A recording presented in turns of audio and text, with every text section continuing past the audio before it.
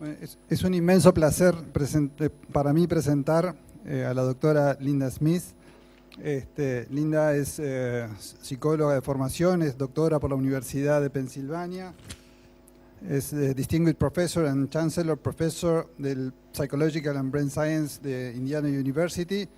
Fue editora asociada de la revista Psychological Reviews, pero integra también el editorial de muchas otras publicaciones.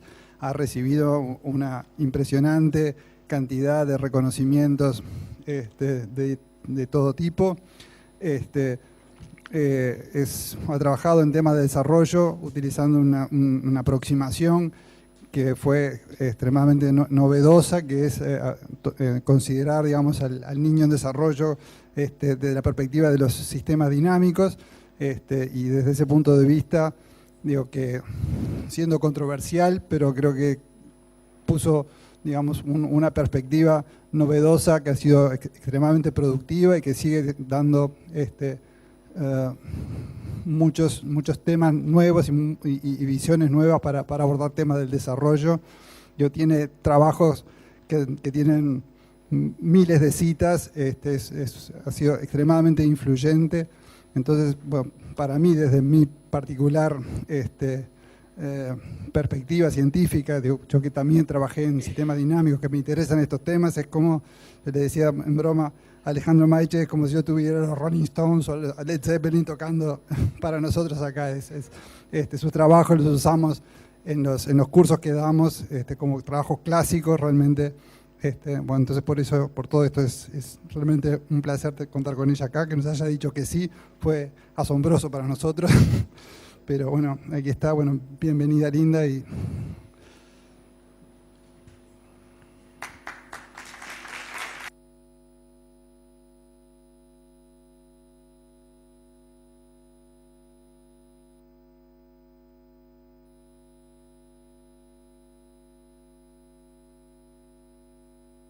Hello?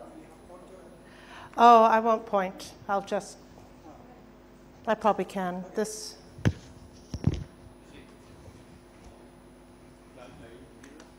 I'm good.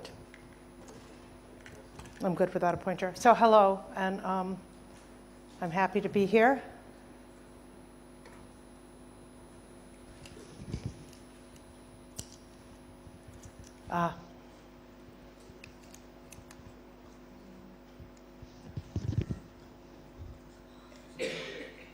It's okay. Let's let it be. Okay, I'll just do it from here. I always do. All right. Okay. All right, so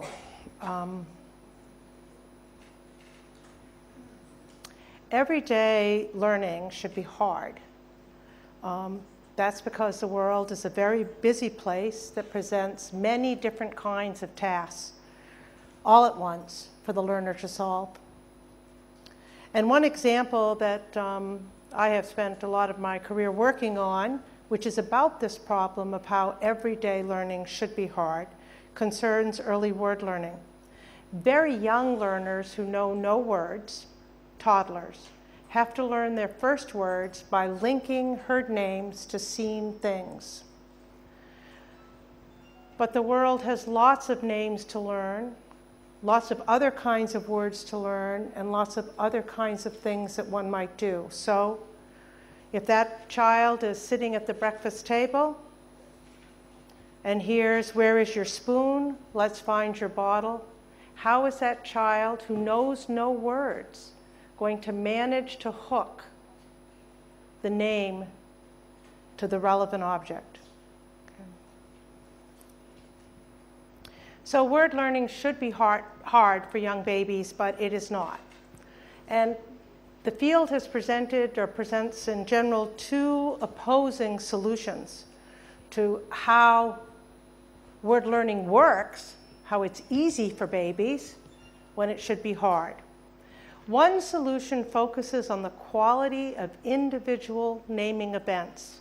And the assumption is that there must be information from the parent in social cues or within the child's own conceptual system that solves the ambiguity problem within a single naming moment and that for a child to learn words, what they need are a number of high-quality naming moments. The other solution is that the statistical structure across many different naming moments provides a solution for the individual child. So the idea that the quality of individual learning moments matters in early object name learning has a lot of evidence to support it. The clarity, parents who name objects in moments where what we're talking about is very, very clear to the child, parents who do that have children who learn words faster. We also know from many, many studies by many people that parents use social cues. They help direct the child to the information that they're talking about, and this matters. It is highly helpful to children, and parents who do a lot of that have children who learn words rapidly. So there's lots and lots of data, and those conclusions that the quality of word learning moments matter is not in doubt. Okay? The other side is that the statistical structure of many learning moments is what matters. That children can find word referent correspondences even from noisy data and high ambiguity naming by parents. So for example, as this example up here goes, you might have the child looking up and, mother says, "Where's your spoon?" "Oh, it's in the bowl." And later she's a scene that looks like this and she says oatmeal. And later a scene like this, "Did you drop your spoon?" and more milk. And the idea is that what the child might do is not decide what word objects go together in a single naming moment, but might collect all the data across many naming moments, day in and day out, building something like a little scorecard inside of how many times different objects went with different names. And in the end, learn those object names by aggregating, not by solving the meaning problem in the moment, but by aggregating, taking the statistical evidence across many naming moments. We know that babies can do this, at least in the laboratory. A number of studies have given babies individually ambiguous naming moments and shown that if you give them evidence across many naming moments that one word refers to one object and another word to another, that they will find that meaning. And we know that it is in principle mathematically and computationally possible.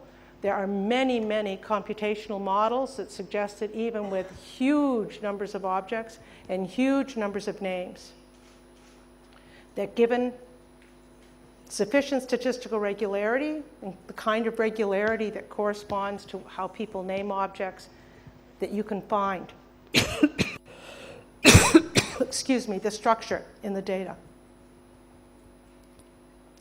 So the big point of this opposing account is that word learning doesn't have to be solved within a single learning moment, but it is solved in the statistical structure. It's solved in a system that aggregates the statistical structure across many repeated encounters and many different words.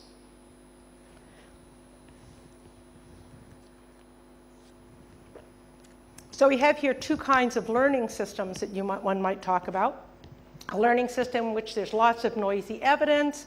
You have some kind of aggregation linking words and objects together, some kind of statistical learning mechanism. It would seem that this kind of learning would be slow learning, and you might expect somewhat weak generalizations from it, versus a kind of learning system which the learner is learning from really clean moments, finding the meaning in the moment.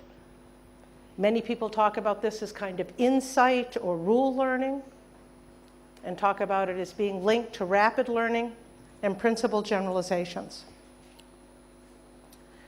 The basic premise of today's talk is that it's all data, and what my goal is, both the good naming events and the more noisy naming events are all in the system together, and what we want is a more unified, understanding of how learners extract and use the structure in training examples, that is, in their data for learning. So in the main part of this talk, I'm going to talk about what we've learned about early word referent name learning. That's an informal kind of learning, the kind of learning that should be hard, but is in fact easy for toddlers. I'm going to talk about the statistical learning that underlies that. And then I'm going to move in the spirit of this symposium to thinking about the implications of this kind of learning for formal learning. In fact, for learning in school, where you have explicit training, which is also considered a kind of hard learning, that is children's learning about the place value system in mathematics. I'm going to give you my 3 main points. These are the take-home points by the end of the talk. Better data, that is better training examples, you will have better learning. More data, as a scientist, you'll have better prediction about learning. And that the structure in the data are the key to understanding statistical learning and to understanding the mix of how clean, good training trials and kind of noisy training trials may work together for learning. And of course, I'll end with the conclusion that no understanding of mechanism and no understanding of how to optimize the education of individual children is going to happen without a better understanding of the structure of the training sets or the structure of the data from which children learn. All right, so to begin, better data, better learning. And to make this point, I'm going to talk about some computational modeling studies that derive from what we call the multisensory project. I talked a little bit about this in a smaller lecture that I gave earlier. So for you who were there, you're going to hear just a tidbit of this again. What we're doing in this project is we bring mothers and toddlers into the laboratory, and we ask parents to play with their toddlers at a table with 3 objects at a time. These objects have novel names, and we teach those names to the parents. And then we record from head-mounted eye trackers that both participants wear, and from motion sensors and the audio of everything that happens at a very fine-grained detail on time. And to give you a feel for what it looks like,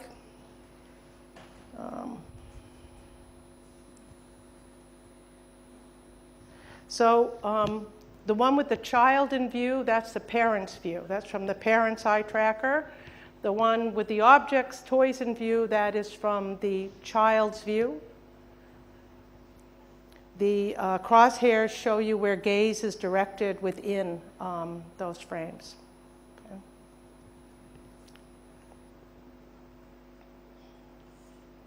One of the things to notice here is that the objects are much, much bigger in the child's view because they're closer. And often there is one object that dominates the view. It's large in the view. I'll be making a little bit of that in a bit. All right, I have to go here. All right. So for this talk, I'm going to concentrate on the contents and compositions of the elements in the scene camera, the head camera that's part of the head-mounted eye tracking data. What you can see, the top shows is how gaze is directed within the head camera image, and the gaze is directed towards the center, but it is distributed around that center. And this just shows you clear examples of what the parent view is versus what the child view is during joint moments in play. And for this talk, I'm going to be worrying only about the child's view. Now, what we do in this work is we do algorithmic image analyses, machine vision, which we measure the objects in view in the child's head camera image at any point in time. And the principal measure that I'm going to talk about today is going to be the size of the object in view. The size of the object in view changes with the proximity of the object, and if you have an object that you're holding and looking at and attending to, not only is it big in your view, but it blocks all the other objects, so it's often the only thing in view. And the starting result for the computational models that I want to talk about in terms of statistical learning is that when we've done many of these experiments, and what is the case is that for toddlers there is often only one object in view, or one object that is much visually larger than the other objects in the field. And the important fact is that parents often, but not always, and that becomes especially important in today's talk, parents often, but not always, name objects at moments in which one object is much larger, that is much more salient than the others, okay? And we've shown in these experiments that infants are much more likely to learn object names during those moments when the object is named and it is visually dominant, that is very visually large in the baby's view. So here's how we do this. We have parents and child are going to play in our little setup here with 3 objects at a time. Those objects have novel names, which the parents are taught ahead. Then at the end of the experiment, we go in a 3 alternative forced choice task. We ask the baby at the end of the play period what the baby has learned those names.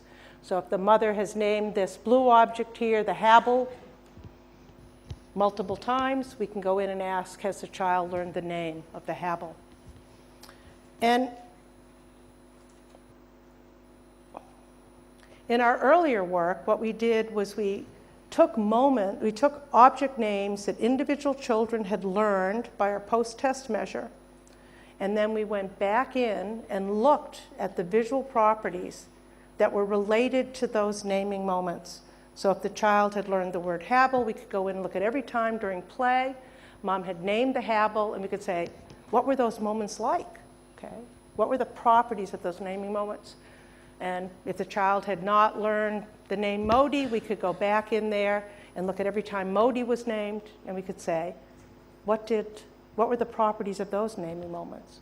Because these are natural-like naming moments that occur in the course of play, and parents were not told these infants were going to be tested on these names. So they didn't explicitly or obviously try to teach them. All right.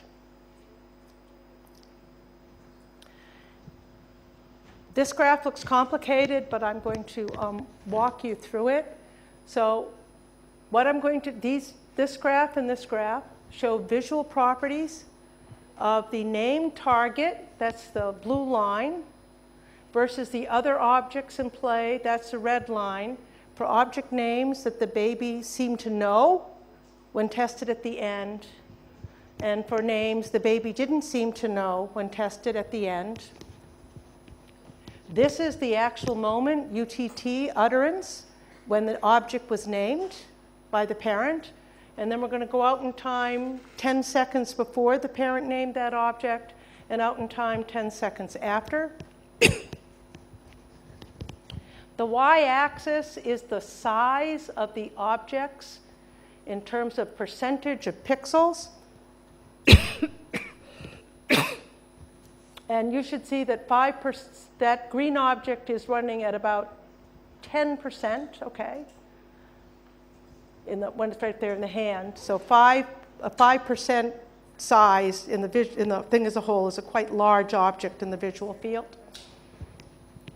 And what you should see is across the many naming events that were associated with object names the child learned, the visual size of the named target is much, much larger than those of the competitors.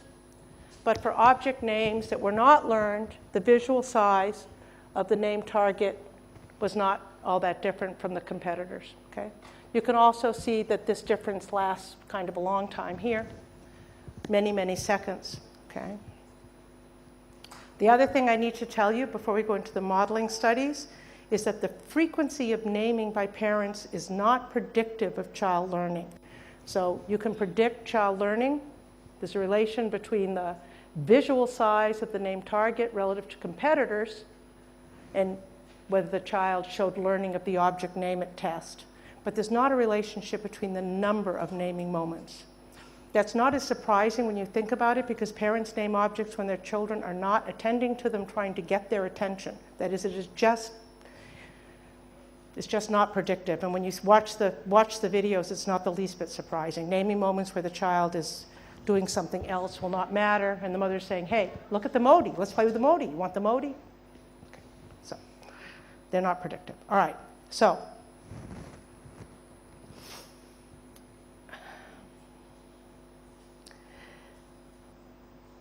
that although I showed you these differences here, so that this basically tells us that better naming moments, the name target is bigger, more obvious than the competitors. Better naming moments lead to better learning, okay? But in this bin here are a whole bunch of naming moments.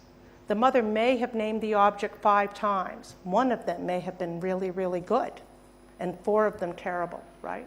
And maybe the child's only learning from the really good naming events, not from the other 4.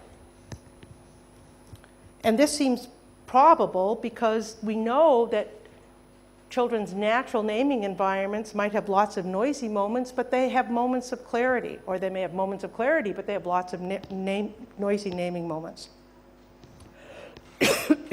And this characterizes our data as well. So this now is the percentage of the head camera image of the name target in blue versus the competitor. And we have ranked these. This is not in time. This is a ranking of from the best naming events, biggest difference between the name target and competitors, down to the worst naming event by the parent, okay? So this is, and what you can see is that there's a whole variety of naming events, right? There are naming events in which the named object is much, much closer, much more dominant. The competitors are not in play. And there's naming moments where there's hardly any difference between the named target and the competitors. The question we want to answer, question for today, is which of these naming moments matter? Okay? Which of these naming moments matter? Do only the good ones matter? Do all of them matter? Well, something that will give you pause is I can plot the curves for the learned words in this way, from really good to really bad naming moments, but I can also do it for the unlearned words. And I hate to say it, but they don't look that different, right? The not learned object names have some really good naming moments. They are characterized by some really bad naming moments, where the competitor's actually more than the target. All right. So this brings us to the next part of the talk. More data leads to better prediction by me, okay? So, in these modeling experiments, this is what I'm getting to. We're trying to ask the question about the nature of statistical learning and the mix of really clear naming events and the mix of that noisier other stuff. What role are they playing in the child's learning? So what we're going to try to do here is we're going to try to predict the individual words learned by individual children, okay? We're going to go through and measure the quality of every parent naming event to an individual child. Let's say you, individual naming event, right? And then I'm going to say, can I predict which words the child learns and which words the child doesn't? And the bigger question I want to ask is, what data do I need to predict that? Can I do it with just the good naming events? All right. I can tell you right now, and it's going to help you follow me through. Here is the conclusion, okay? Even though learning is more likely when the named object is visually obvious for these children on average, no individual naming event is important, okay? So, let me walk you through this. It's the power of aggregation and the power of statistics. It's kind of daunting when you see it. All right, so what we're going to do first is a baseline modeling experiment where I'm going to take all the naming events from a mom, and I'm going to try to predict that individual words that her individual child learned from this play session. And basically what we do is just like that original cross-situational word learning experiment. I just go up and trial by trial, look at the naming events, what was named, look at the objects in view, and I build this little accruing aggregation of the evidence, okay? And I'm going to build the aggregation of that evidence in two ways. The first way is I'm just going to do a simple co-occurrence statistics. We were not expecting this to work. This is just the baseline. How much does just co-occurrence itself matter?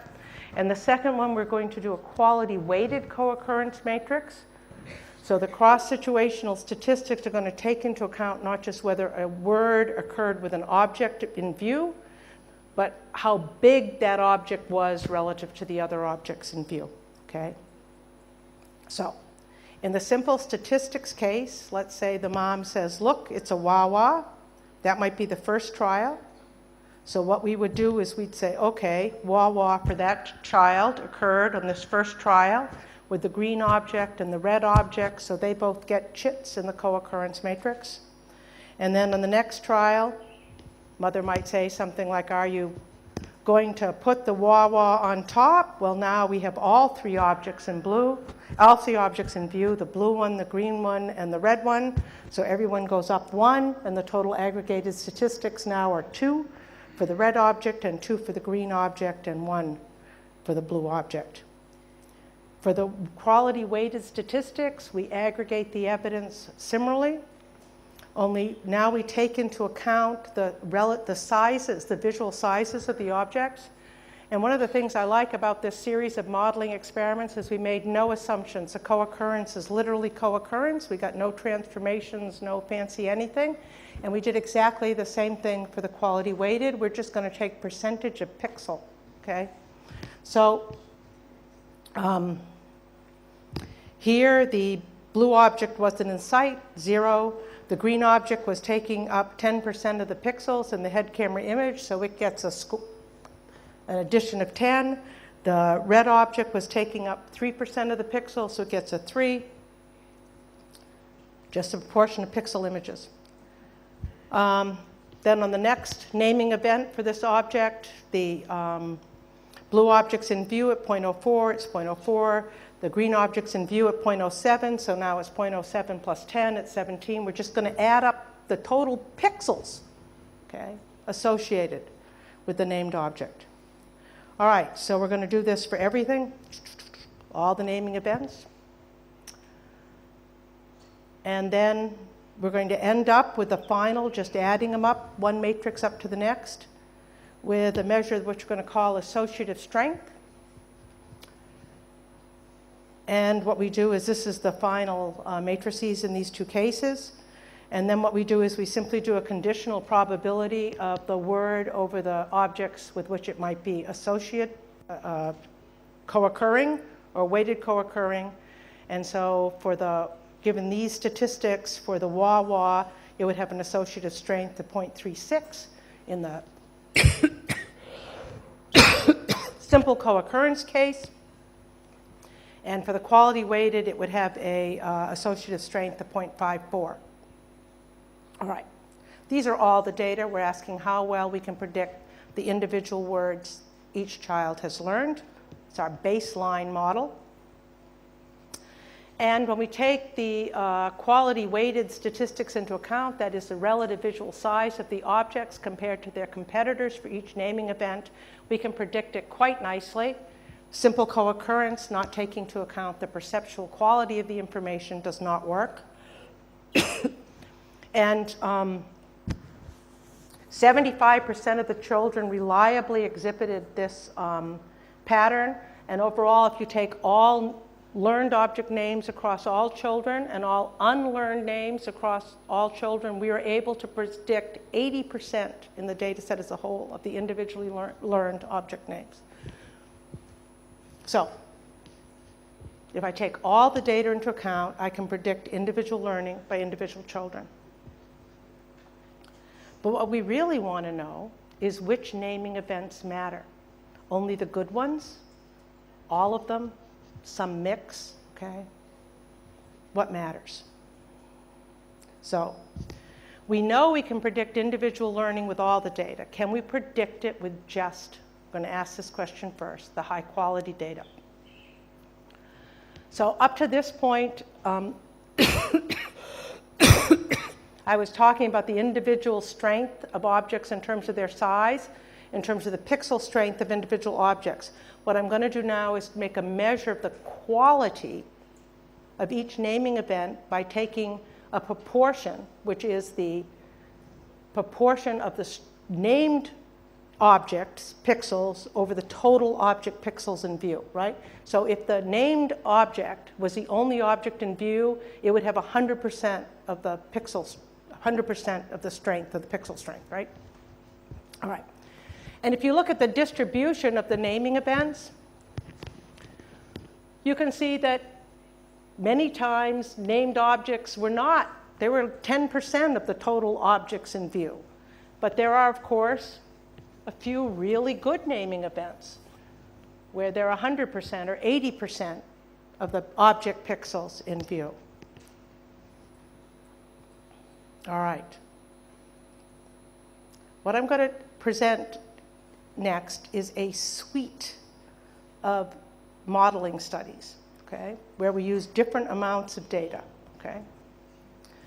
And the first suite does a sufficiency test, okay? So what I'm going to do is I'm going to ask, okay,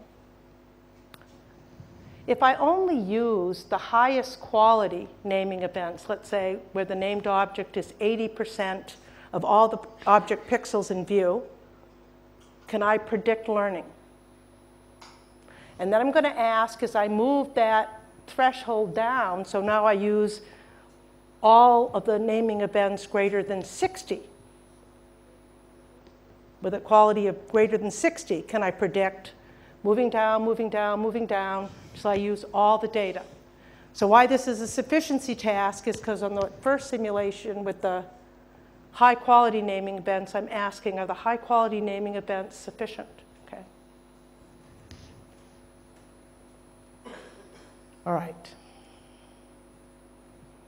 This is what I just said, a suite of simulations, always trying to predict individual learning by an individual child. So this again is my moving window up here. I'm taking just a little bit of the data, the top, the best 20% of the naming events, moving down, moving down, moving down. So if you look here, you can see there's more data as I move down. Just a little bit of data, only the best plus a few more, half the data, 75% of the data, all the data, including the bad naming events, okay? Can I predict? And what do you see, okay? I can't predict individual learning till I get back to right where we were, okay? All the data, okay? The best data by itself does not work. I cannot reliably predict the learned versus unlearned object names unless I use all the data. All right, well, that's just one way, one direction. Let's look at the necessity test. Now we're going to go the other way. So now I'm going to start with all the data, and I'm going to start subtracting, okay? So maybe you need all the data, but the good ones are necessary, right? If I take those out, the thing falls apart, right?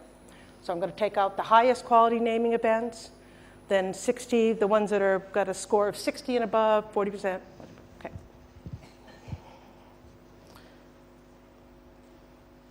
And now, of course, the data goes the other way. Up here, I have all the data. Then I take out the best. Then I take out some more. Then I take out some more. Then I'm left with only the worst naming events, the bottom little bit, okay? And what you can see here is that I can predict when I got all the data. We knew that anyway. I can predict when I take out the best data and leave the 80% worst data.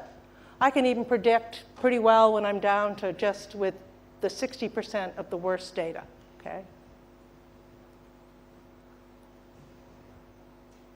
It's actually the case, we've done many, many simulations on this. I can predict individual children's learning as long as I use about randomly selected about 60 to 70% of the data. 60 to 70% of parent naming events can be from anywhere, the good ones, the bad ones. So why is this, okay? Okay, if quality matters, and high quality naming events matter, why can I leave them out and still predict children's learning, okay? The reason why has to do with the power of aggregating information. It is the power of statistical learning. We are so tied to the idea of thinking about individual naming events and was this a good moment for learning or a bad moment for learning, that it's hard for us, it was hard for me, it's hard to wrap your head around the power of aggregating information. And I want to show you the data from one child in this experiment, the actual naming events, for you to see. It's the best way I've gotten to make clear what's really happening at a kind of basic level in this learning. So this is one child. These are now the naming events ordered in time. The first time the mom named the object, the last time the mom named the object. And what I'm showing here is the quality of individual naming events, okay? So our target is the red object. On the first naming event, the red object was bigger than the green object in view, but not much bigger than the blue object. This is not a particularly good naming event, okay? On the next trial, the red object's much bigger.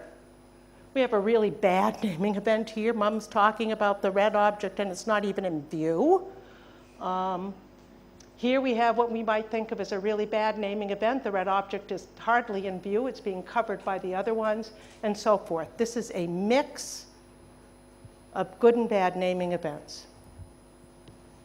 But let me show you the trajectories of the aggregated associative strength, okay? You know this. We just don't tend to think of this way. We tend to think about the individual result, okay? Because I'm adding it up, okay? Every time the red is a little bit associated with that word, it gets another chit up, okay?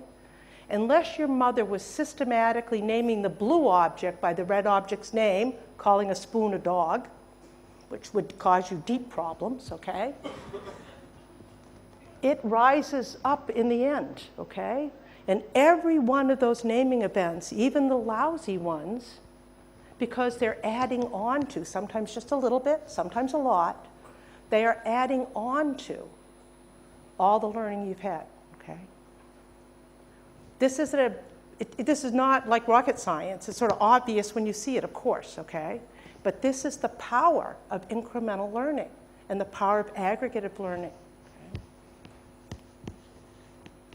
So, where have we gotten to here, okay? Cleaner data, better learning. More data, better prediction. I got enough data, I can predict these children and what individual words they've learned, and it doesn't much matter which of the data I pick as long as I have enough of it. But the key thing about statistical learning is that no individual naming event determines learning. One bad naming event does not matter. Now, quality does matter. If we were to go back here, this curve would rise much, much faster, okay? Much, much faster. If there were higher quality naming events, we could make different curves that would depend not on the quality of an individual naming event by the mother, but the aggregate quality of the naming events. Right? All right. And the other thing that I think is worth thinking about here, which I want to build on in the last little bit of the talk, is statistics, aggregation, actually brings forward the signal of what you want to be learned. Okay. So any individual naming event might be noisy, the object might be, named object might be not particularly salient at that moment, but across naming events, you can find the signal. Okay. So here's what I want to consider now is what is the relevance of this, these kind of work on how toddlers learn object names, which is an important problem in its own right, but what is its relevance for larger and deeper issues about the nature of learning and about the nature of education systems and how we might think about making those education systems better, okay? So that's the question I want to use now. Can we some way exploit these insights about informal learning to think about formal learning? Now, this is really kind of an interesting question because when we design explicit learning tasks, if you're a teacher in a first grade classroom and you're going to think about teaching children something about mathematics, you think very hard about how can I make a clean, clear, wonderful learning moment. And often when we think about education, we think about some great moment where the insight of, let's say, base 10 notation will come forward all at once, right? Like, can I just, like, if I could say it clear enough, they could get it, right? Find a good enough example. What I'm going to suggest is maybe we need to think about it all a little bit differently, the same way statistical learning works for object name learning for babies. All right. So the work I'm going to talk about is place value. And the evidence throughout much of the world suggests that how children learn to read, understand, and calculate with multi-digit numbers is very, very hard. These weak place value concepts are common worldwide. Indeed, in the United States, the last measure I found showed that about 20% of sixth graders cannot explain, these are sixth graders, cannot explain, not 6-year-olds, 12-year-olds, cannot explain the meaning of places. That is that for 846, the 8 means 8 sets of 100, the 4 means 4 sets of 10, and the 6 means 6 sets of 1. And there's a general consensus from really classic work done by Fuson and others that an understanding of multi-digit numbers is not really possible until the first grade. And so there's very little instruction in the early years about that. But the thing that we found particularly interesting about all these facts is that although learning about place value is very, very difficult for many children, it is not difficult for all children. Within any individual classroom, with the very same teacher and the very same instructors, in which some children are faltering, some children are gliding right through and learning about place value seemingly without any problems. So what we did as a first attempt to try to understand this is we said, well, maybe we ought to look at not what's happening in the classrooms, but about what children are bringing to those classrooms, okay? As to the answer of why some are gliding through and some are not. So what we did in these studies is we are trying to understand what 3 to 6-year-olds know about place value. And what we found out takes us back to statistical learning, I think, and to the idea that what I've just told you might be relevant to thinking about learning in the classroom as well. So this brings us to the last part of the talk, that the structure in the data are the key. And I think they're a key to thinking about how to build effective educational techniques as well. So we've done a lot of work, and there's a lot of questions that you might want to ask about what we know about early knowledge of place value, but I'm really just going to stick to the main big findings that are relevant to thinking about statistical learning.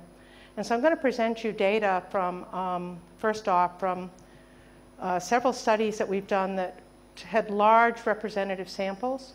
And by representative, I mean that they span the entire socioeconomic spectrum.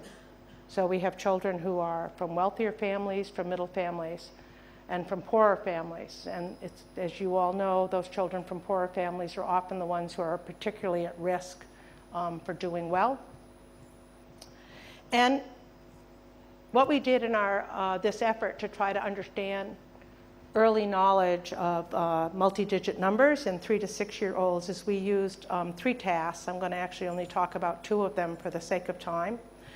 One task is what people call which is n task, and the other is a which is more task. These are widely used assessments of early. They don't involve calculation. They're more intuitive knowledge of early knowledge of place value for 2nd and 3rd graders. They're not part of anybody's assessment of preschoolers that I know of. All right. And again, although I've done lots of, although I have lots of things what could tell you, I'm only going to tell you about the data for 3 digits numbers because it's most compelling.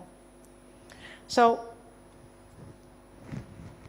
in the which is n task, in the data with over 400 children in a representative sample, what we did is we gave children 2 written numbers, let's say 429 and 942, and we asked them to indicate, to select the corresponding number to a spoken number name. So we would say, which is 429, and we would show them those 2 cards and let them choose.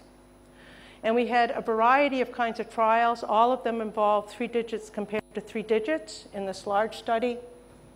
And we compared cases where there were transposed digits, cases including zeros. That's supposed to be important for place value, and cases in which the numbers differed by a single digit in a single place. I'm going to tell you about all the data for all of these because they don't differ by all that much. And so what I'm showing here is the performance of preschool children, proportion correct on a set of 10 3-digit numbers. So proportion correct for children, I think our youngest child was just over 30 months, 2.5. Our oldest child in this big sample was 7. Each dot is an individual child. The red dots are the red dots are the girls, the blue dots are the boys. There are no gender differences. Here's what I want you to look at, okay? Between the age of about 46 months up to, 5.5, there are huge individual differences, but there are many, many preschool children at the top performing at or near 100%.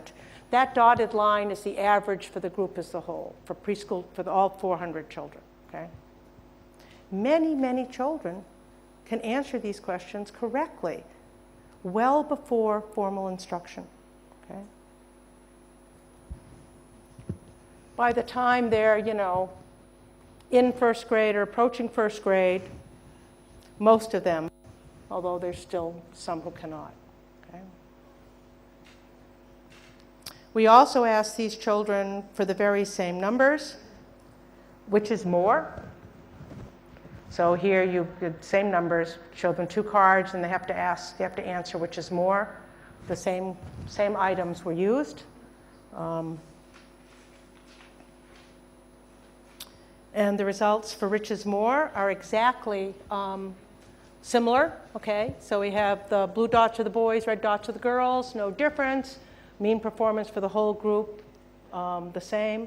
And if you look across the top, you can see again in that basic period from 40 months to 5.5 that many children are performing very, very well, a large number near 100%. Many children, of course, are performing in that period not so well. By the time they're approaching 1st grade, either approaching it or in it, they tend to all know these items. You should also know in the which is more task, we never say the number name. We just put these 2 things on the piece of paper and say which one is more, okay? All right.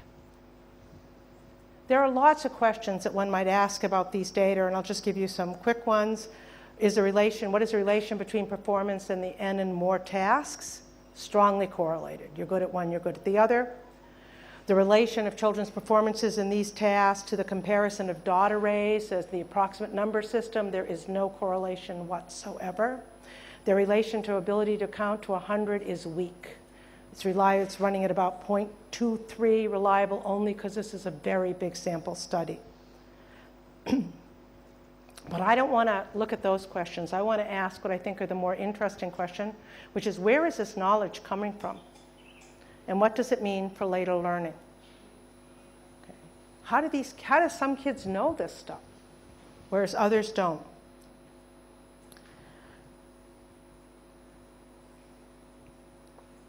What I'd like to propose is that it is a form of statistical learning, that all these children are mostly learning. What is reflected in this are associations between written numbers, associations between number names, and associations between written numbers and number names.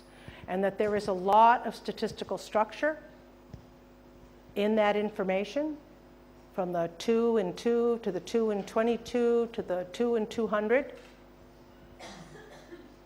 and the 3 and 30 and the 3 and 33 and the 3 and 32, and in the number names. Now, these are imperfect correspondences, and people who study early math development have worried about these a whole lot. We have such horrible cases as 15, right, where the 1 comes first, but it gets mentioned last, okay? And, 5 and 50 are not exactly the same sound, and neither is 2 and 20, okay? So that sounds like a plausible idea. But we know from lots and lots of research that normatively, parents do not talk about number a whole lot, and they almost never, but never is not never, they rarely mention numbers over 100. Okay? They do occasionally, but rarely. That is, if you go through normative counts of people talking about number, you have very frequent words like is, are, to, etc. Common nouns, pretty rare. Number words, okay, are even rarer. And big number names, very rare. The likelihood, if I were to predict, what's the likelihood that some 4-year-old child has ever heard 846 said to them, okay? Vanishingly small. But not non-existent, okay? Young children in literate societies do see written numbers. And what we'd like to suggest is that some parents do occasionally name these. The child's birthday, March 29th, okay? Some item that they want to buy, $300, too much, at least in US dollars, okay? Maybe they play Pokemon, okay? Or have an older brother that does. 140 is a good value, okay? To demonstrate the plausibility of this idea, the sort of sparse experiences of number names to written numbers, because of the structure, imperfect, noisy, but the structure across those things, number names to numbers, could be giving children these insights and broad generalization. We conducted a 3-day training study. On day 1, we pre-tested children on the which is N and the which is more task. On day 2, day 3, and day 4, we tested them on a variety of different, including these kind of 0 trials, as well as 3-digit number trials. We gave them 3 days of training, just 3 days. And then we gave them a test. And we chose 120 3 to 4-year-olds who performed at or below 70%. This is a 50% chance task on the which is N and which is more pre-tests. Okay. And we had 3 kinds of training trials, 40 children in each. We trained them on what we called the structured training. They would learn that written form was called 32, the next written form was called 37, the next written form was called 39, and they'd We trained them in little bundles which might emphasize the structure. And then other children got trained in a more noisy and random assortment of numbers. In our control task, they got pre-tested on which is n and which is more, but then we trained them to map written words to pictures, okay? Like reading training, okay? So what did our number training look like? We tried to really emulate what we thought might be the casual kind of learning that children would experience every day. So we used a book reading task. There was no right or wrong, okay? Children were never asked. This was not a task with feedback, okay? But they would get an example like this where we would say, you know, Johnny wants to save money to buy something or other, and one of the things he could buy is this big cake, it costs 20, or the bike, it costs 30. This is a structured condition, or the car, it costs 40. At the end, just so they had heard the which is more, we would ask them, you know, which one is more, okay? And they would give an answer, but we weren't correcting them, okay? So all they're doing is getting the hearing of the names to the number names to the written forms. All right. I can go through this quickly because my time is coming in. The big point is that training was effective, pre to post test on the which is n and which is more tasks being taught to map written words to pictures was not. There was no difference at all in the random and structured conditions.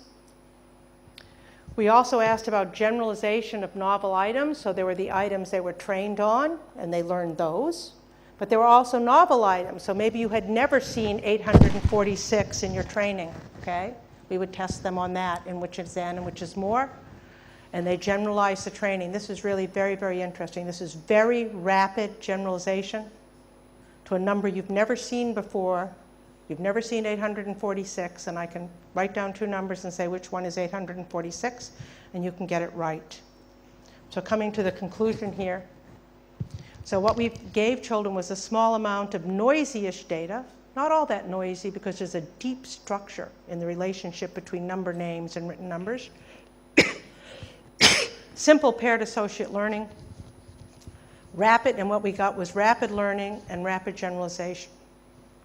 This is not an understanding of base 10 notation. These young children could not tell you that 846, the 8 stands for 8 sets of 100, okay?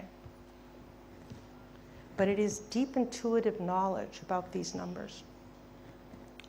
Here's the big idea. That the long, slow statistical learning might be able to teach the system, even given the sparsity of inputs. You don't get big numbers talked about to you every day as a 4-year-old. And the noise in the system can bring, nonetheless, the latent structure, the deep structure forward of the relationship that underlies the principles that underlie place value notation. Now, I don't think that this is about reaching a level of achievement, okay? It's not about passing this test, okay? I don't think the relevant prediction to future success is if children can get 90% correct on the pretest, they're ready to learn about the principles of base 10 notation, that the 8 in 846 stands for 8 sets of 100, or that they know it. Everybody gets there at some point. I think the important point is about when. If you start building these kind of intuitions about the place value system at 3 or 4, and those regularities stay there, every time you see a number, every time you see another number, that it's going to be like learning the concept of noun without ever hearing it labeled. As you learn your natural language, the deep latent structure is going to give you strong intuitive sense of place value.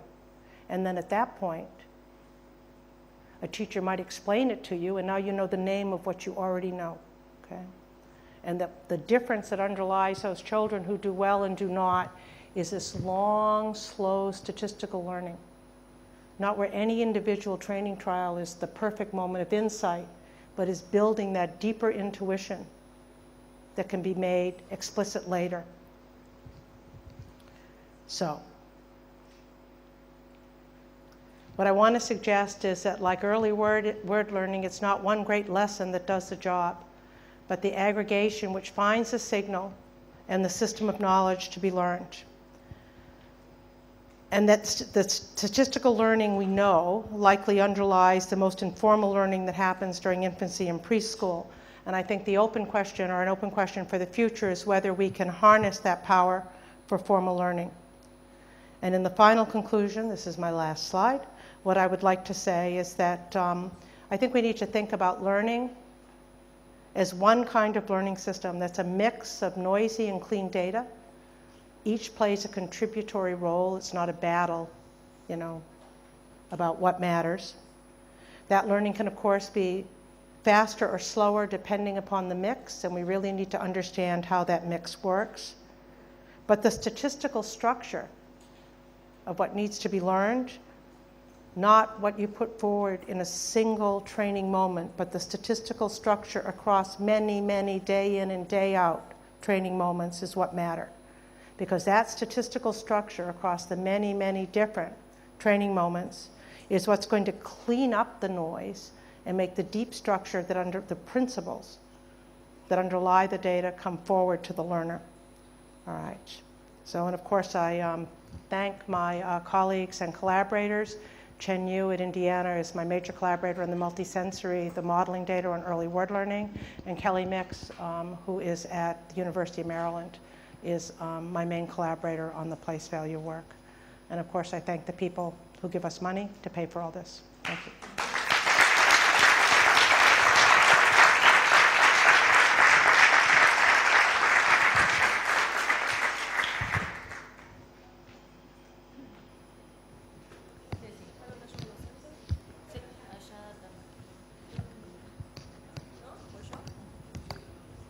Hi, thank you. It was a great talk. And I kept thinking of something that you showed at the beginning when you showed that, when you were analyzing your data, you tried to measure the size of the object, and I thought that was brilliant. But I have one question. Did you find any correlation in whether the child was actually holding the thing or not? Yes, okay, so objects tend to be larger in the child's field of view when the child is holding it than when the parent is holding it. We have in new sets of analyses, actually a paper we hope to submit soon, gone in because we now have a quite large corpus of data, and we've looked at moments in which the parent is holding the object and it is just as big as when the child holds it, with the question of whether parent holding might contribute. And I think that the answer is sort of, okay? When parents hold the objects, the child's sustained attention on the object is not as long as when they hold it. So even though I've got it right in your face, if I turn my face away, but when the child is holding it either through their own interests or because it's through their own interests or through the sensory motor loop, they stay longer. So we're now going to try to do experiments in which we try to capture the child. We're doing this on screen with objects that are actually dynamic in a movie, and they can either be very large and obscuring everything else in the movie, or they can be farther back. And if we can get these kids to look at the screen and the object, it'll be eye-tracked at least as long, then we could ask the question of whether holding matters or whether it's really just the visual information and the duration of which they sustain attention to the visual information. So I don't actually have a really good answer for that. No, but it was great. It was actually about that. Thank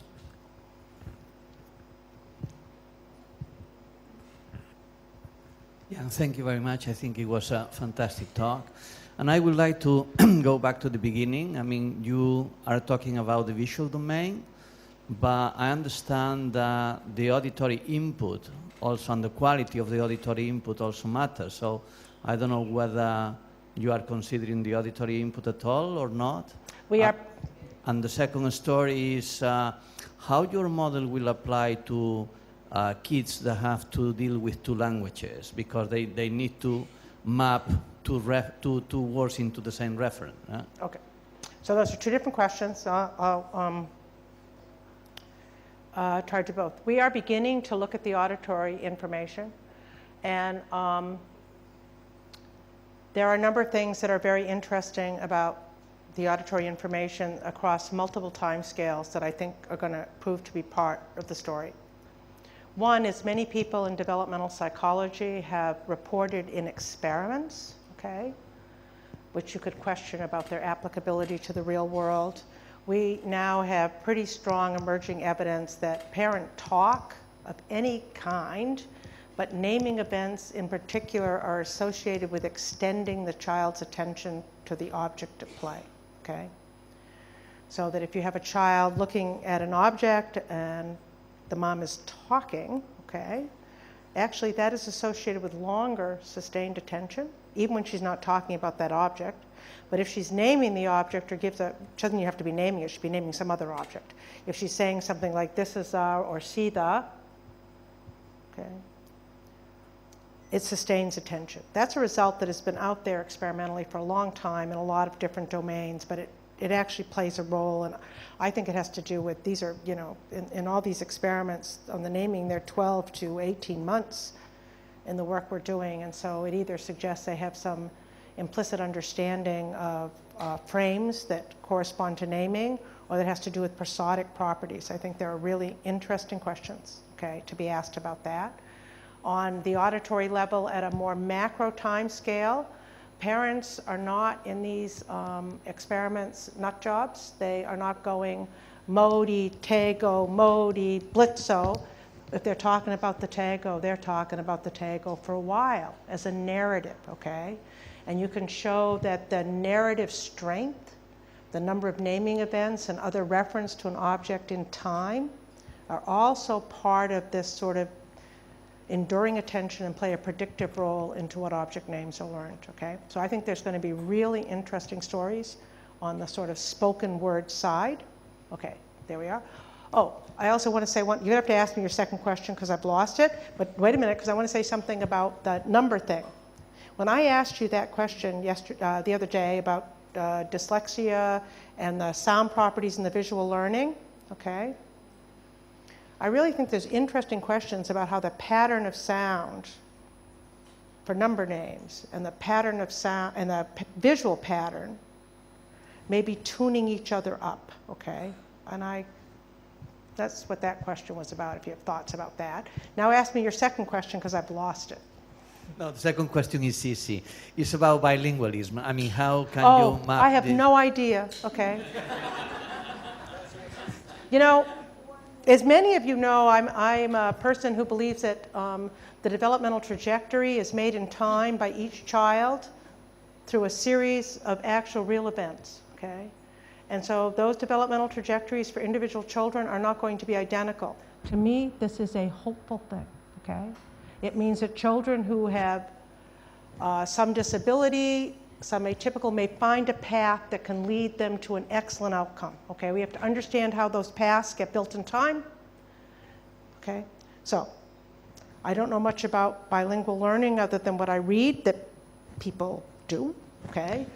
So you could answer that question better than me. My expectation is the path might be different. It might look different, okay? Well, the question is whether your model, I mean, could account for this kind of learning. Look at, so if you have an object being named a tego and a blitzo in two different languages, then you would think that the co-occurrence matrix is going to be really bad and the child would be ruined, okay? However, there are likely other processes in play, like the naming frames or the sound properties that may alter them. So I have a recent paper out with Dan Urofsky and Viridiana Benitez, who they were kind enough to put my name on, that tried to simulate bilingual word learning in adults. They were just adults, but they taught them, and they showed that if you had different word properties of the kind that might distinguish one label from another, that actually stopped competition. These are adult learners, but the principle could apply to children as well, okay? That it says, set up a new matrix. Anyway. Okay. Hi, thanks for your talk. I have two questions also. The first one relates to, usually when baby has an object in her hands, the object ends up in her mouth. So I was wondering whether you looked something on the data or something like that. Okay. And second, oh, okay, wait. Yeah, we have data from in the multisensory where we've got all the dense information about babies, from babies actually from 9 months to 36 months of age.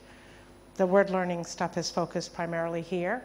There is, I think as many people have talked about, an amazing transition between 9 to 12 months, in which at 9 months these babies often have objects. I don't know how they could learn an object name. Mom's talking about the whale, they can't even, not even showing up in the head camera because it's in the mouth, okay? But by 12 months, that is not the case. That's not to say there's not an individual child who's got objects in their mouth, but it is not the case. So you might want to tell your undergraduate class, why do babies start learning words at 12 months? Because they take the objects out of their mouth. I don't know that's a real prediction, but I'm going with it for the moment, okay? Okay, thank you. And the second question is relates both of the works you showed here. So it seems you said something about it at the end. It seems to me that it's the same thing that is happening. So children are learning a word, but they are not learning the meaning. They are just learning a word, whether it's a spoon or wawa or 22, but not the meaning. So I was wondering whether you have thoughts about this. Like maybe we do have some brain area that some brain system that underlies both types of learning. There are definitely brain regions that underlie everything we're doing. I almost never use the word meaning, but I'm going to give you an answer to your question, but I almost never use the word meaning because exactly what we mean by the word meaning is highly contentious. Certainly it is part of the meaning of dog, the things that it picks out in the world as dogs, okay? But if I were to be forced to say what meaning is, I would go on the more basic semantic linguistic sense that meaning is in the relations among words and not, so once you got whole sentences and you know all the things that you can say about dogs and how the things you can say about dogs are like the things you can say about cats, then we can, maybe that is meaning. But I don't know that we have an agreed upon definition, anybody, as to what counts as meaning. So certainly knowing the range of things to which a word applies is relevant to starting the learning of language. Is it the main thing? Maybe not. Certainly the front end. Bueno, ya es muy tarde, así que esa fue la última pregunta, pero se nos está yendo mucho de la gente, así que bueno, dejamos por acá. Agradecemos mucho a Linda. Bueno, excelente.